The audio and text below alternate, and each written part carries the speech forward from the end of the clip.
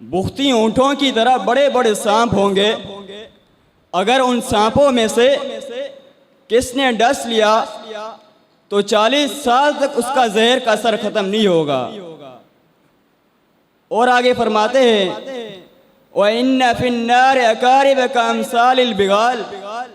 جہنم کے اندر کھچروں کی طرح بڑے بڑے بچھو ہوں گے. اگر ان بچھو میں سے کس نے ڈس لیا تو 40 سال تک اس کا زہر کا اثر ختم نہیں ہوگا.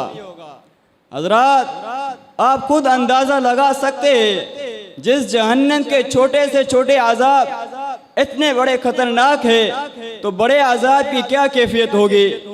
اسی طرح ایک مرتبہ نبی علیہ السلام نے صحابہ اکرام کو جہنم کے عذاب کے متعلق آگاہ کیا کہ جہنم کا عذاب اتنا خطرناک ہے کہ صحیح بخاری کے حدیث میں آتا ہے کہ سمرہ بن جندب رضی اللہ تعالیٰ عنہ سے روایت ہے کہ نبی علیہ السلام کا معمول تھا کہ آپ صبح کی نماز کے بعد صحابہ اکرام سے پوچھا کرتے تھے کہ آج رات تم میں سے کس نے خواب دیکھا ہے.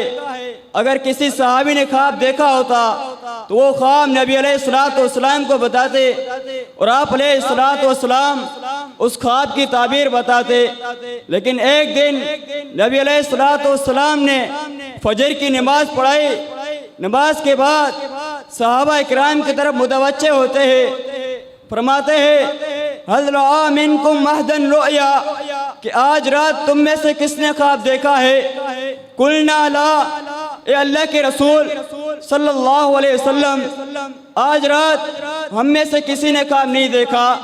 تو رسول اللہ صلی اللہ علیہ وسلم نے فرمایا آج رات میں نے خواب دیکھا ہے. تو نبی علیہ السلام نے اپنا خواب سنایا. فرماتے ہیں 2 لوگ آئے اور مجھے اپنے ساتھ لے گئے تو دیکھتا ہوں ایک آدمی بیٹھا ہوا ہے اور دوسرا آدمی کھڑا ہوا ہے. کھڑے ہوئے آدمی کے ہاتھ میں لوہے کی آکڑی میں وہ بیٹھے ہوئے آدمی کو جبڑے میں ڈال کر چیرتا ہے. اسی طرح یہ عمل مسلسل کر رہا ہے. تو میں نے جبریل امین سے پوچھا ما ھذا, یہ کیا ہے, اس شخص کو ایسا عذاب کیوں دیا جا رہا ہے. تو جبریل امین نے کہا آگے چلو اور بھی بہت کچھ تمہیں دکھانا ہے. ہم آگے گئے تو دیکھا ایک شخص کا سر پتھر سے کچلا جا رہا تھا. دیکھا ایک شخص کا سر پتھر پر رکھا ہوا ہے اور دوسرے آدمی کے ہاتھ میں پتھر ہے. وہ یہ پتھر اس آدمی کو سر میں مارتا ہے, اس آدمی کا سر ریزہ ریزہ ہو جاتا ہے. یہ بھی عمل مسلسل ہو رہا ہے. تو میں نے پھر جبریل امین سے پوچھا اس شخص کو ایسا عذاب کیوں دیا جا رہا ہے. تو جبریل امین نے وہی جواب دیا آگے چلیں اور بھی بہت کچھ میں دکھانا ہے. ہم آگے گئے تو دیکھا ایک تندور کی طرح ایک گڑھا ہے. اس گڑھے کے اندر ننگی عورتیں, اس گڑھے کے اندر آگ ہے, اس آگ کے اندر ننگی عورتیں اور ننگے مرد جل رہے ہیں. میں نے ان کی چیخیں پکار بھی سنی. پھر میں نے جبریل امین سے پوچھا ان کو تندور کے گڑھے کے اندر کیوں عذاب دیا جا رہا ہے. تو جبریل امین نے وہی جواب دیا آگے چلو. ہم آگے گئے, ایک شخص خون کی نہر کے اندر غوطے کھا رہا ہے. جب وہ باہر نکلنے کی کوشش کرتا ہے فرشتے اس سے پتھر مار کر دوبارہ اس نہر کے اندر پھینک دیتے ہیں. حضرات یہ سب کچھ دکھانے کے بعد جبریل علیہ السلام نے نبی علیہ السلام کو بتایا ان سب کو یہ عذاب اس لیے ہو رہا ہے. اے محمد صلی اللہ علیہ وسلم آپ نے پہلے شخص کو دیکھا جس کے جبڑے چیرے جا رہے تھے. وہ یہ شخص ہے جو دنیا کے اندر جھوٹ بولا کرتا تھا کہ آج اس کی سزا ہے کہ آج اس کے جبڑے چیرے جا رہے ہیں.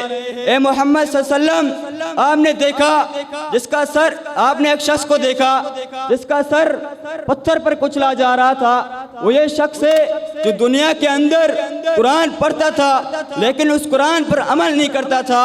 آج اس کی سزا ہے کہ آج اس کا سر کچلا جا رہا ہے. اے محمد صلی اللہ علیہ وسلم آپ نے کچھ ننگی عورتیں اور ننگے مرد جل رہے تھے. آپ نے ان کی چیخیں پکار بھی سنی. یہ وہ زانی بدکار لوگ ہیں جو دنیا کے اندر زنا کیے کرتے تھے، آج یہ ان کی سزا ہے کہ آج ان کو اس تندور کے اندر جلا دیا جا رہا ہے۔ اے محمد صلی اللہ علیہ وسلم، آپ نے ایک شخص کو دیکھا جس کو خون کے نہر کے اندر گوتے کھلا دیے جا رہے ہیں، وہ یہ شخص ہے جو دنیا کے اندر سود کھایا کرتا تھا اور سود کا کاروبار کیا کرتا تھا۔ آج اس کی سزا ہے کہ آج اس کو خون کی نہر کے اندر گوتے کھلا دیے جا رہے ہیں۔ آخر میں اللہ تعالیٰ سے دعا ہے کہ اللہ تعالیٰ مجھے اور آپ کو جہنم کے عذاب سے بچانے کی توفیق عطا فرمائے اور جنت الفردوس نصیب عطا فرمائے، آمین۔ وما علینا الا البلاغ المبین، والسلام علیکم ورحمۃ اللہ وبرکاتہ۔